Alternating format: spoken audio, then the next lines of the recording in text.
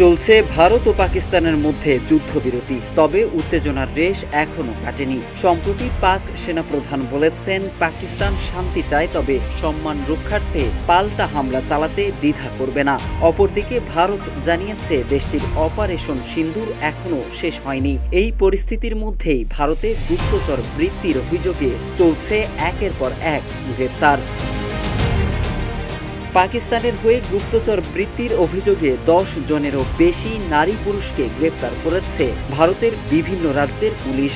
আটককৃতদের মধ্যে আছে ইউটিউবার, বিশ্ববিদ্যালয়ের ছাত্র, ব্যবসায়ী, এমনকি নিরাপত্তারক্ষী। কিন্তু তাদের বিরুদ্ধে অভিযোগ পাকিস্তানের গোয়েন্দা সংস্থা ISI এর হয়ে ভারতের গোপন তথ্য পাচারের। এদিকে আটককৃতদের মধ্যে সবচেয়ে আলোচিত হরিয়ানার বাসিন্দা জ্যোতি মালহোত্রা। তিনি ট্রাভেল ভ্লগ বানানোর জন্য কয়েকবার পাকিস্তান সফর করেছেন। তার বাবার দাবি, যথাযথ প্রক্রিয়া অনুসরণ করেই পাকিস্তান সফরে গিয়েছিলেন তার মেয়ে। হরিয়ানা পুলিশ বলছে, দিল্লিতে পাকিস্তান দূতাবাসের কর্মকর্তার সঙ্গে তার যোগাযোগ ছিল। তিনি সেনাবাহিনী সংক্রান্ত সংবেদনশীল তথ্য পাচার করতেন কিনা তা খতিয়ে দেখা হচ্ছে। ওয়ালটন আবারও মিলিয়নিয়ার অফারে ওয়ালটন ফ্রিজ কিনে আপনিও হয়ে যেতে পারেন মিলিয়নিয়ার। এদিকে গ্রেপ্তার দেবেন্দ্র সিং ধিলন পাঞ্জাবের খালসা কলেজের রাষ্ট্রবিজ্ঞানের ছাত্র। তাকে হরিয়ানার কৈথাল থেকে 12 মে গ্রেপ্তার করা হয়, কারণ তিনি ফেসবুকে বন্দুক ও অস্ত্রের ছবি আপলোড করেছিলেন। ভারতীয় বাহিনী তদন্তে দাবি করেছে, তিনি গত নভেম্বরে পাকিস্তান গিয়েছিলেন এবং পাতিয়ালা সেনানিবাসের ছবিসহ গুরুত্বপূর্ণ সামরিক তথ্য ISI-কে সরবরাহ করেছিলেন।